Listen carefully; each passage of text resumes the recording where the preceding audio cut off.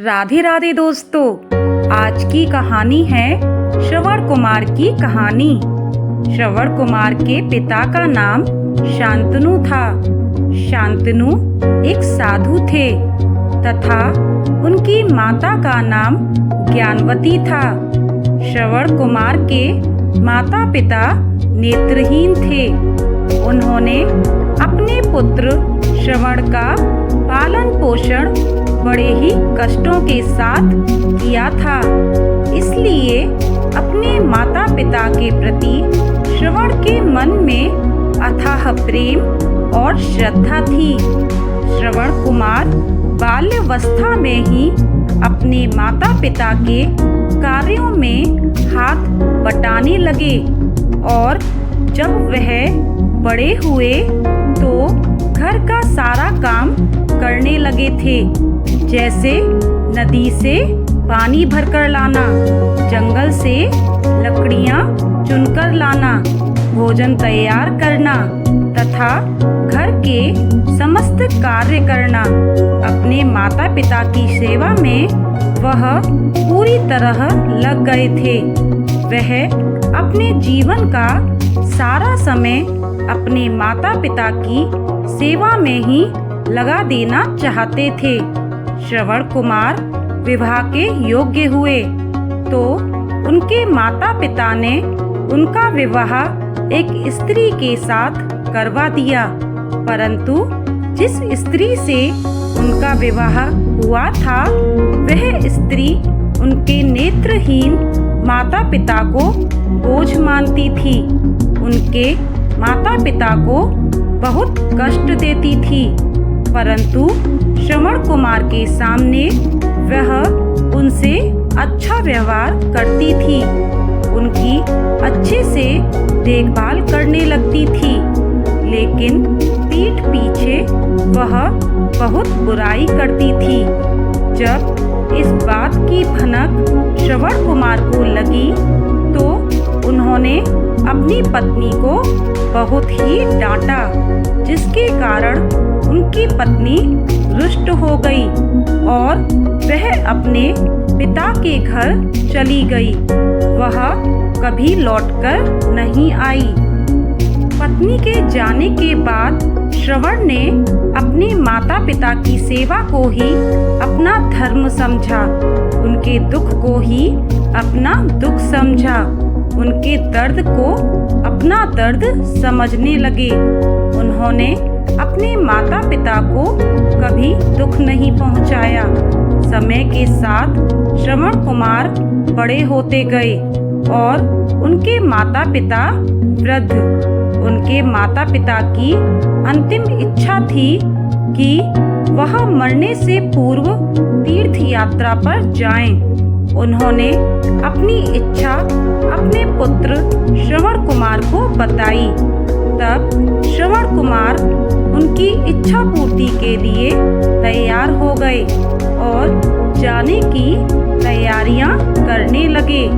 श्रवण कुमार ने अपने माता पिता को 2 टोकरियों में बैठा लिया और अपने कंधे पर कांवर बनाकर उठाकर चल दिए। श्रवण कुमार अपने माता पिता को काशी, गया, प्रयागराज ऐसे कई तीर्थ स्थलों पर लेकर गए। तीर्थ स्थलों का वर्णन करके अपने माता पिता को सुनाते थे। इस प्रकार उनके माता पिता उनके नैनों से तीर्थ स्थलों का दर्शन कर रहे थे।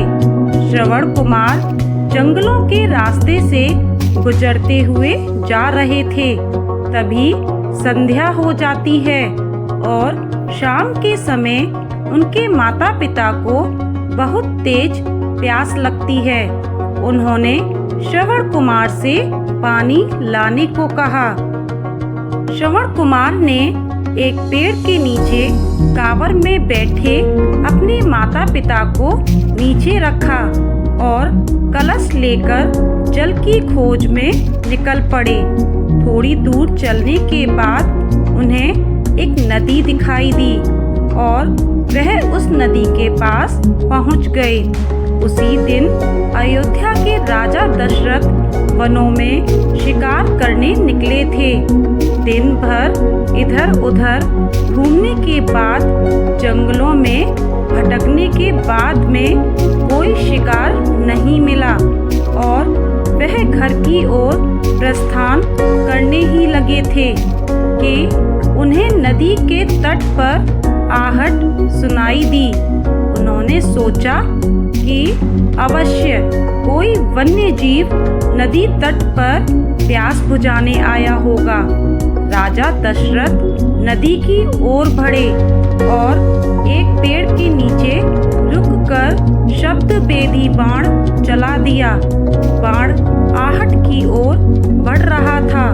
जो आहट राजा दशरथ को सुनाई दी थी, किंतु वह कोई वन्य प्राणी व जीव नहीं बल्कि श्रवण कुमार थे, जो अपने माता पिता के लिए जल लेने गए थे।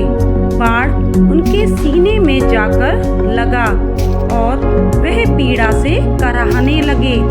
यह कराह सुनकर राजा दशरथ को अपनी गलती का एहसास हुआ और वे नदी के तट पर पहुँचे। श्रवण कुमार घायल अवस्था में वहाँ पर पड़े रहे।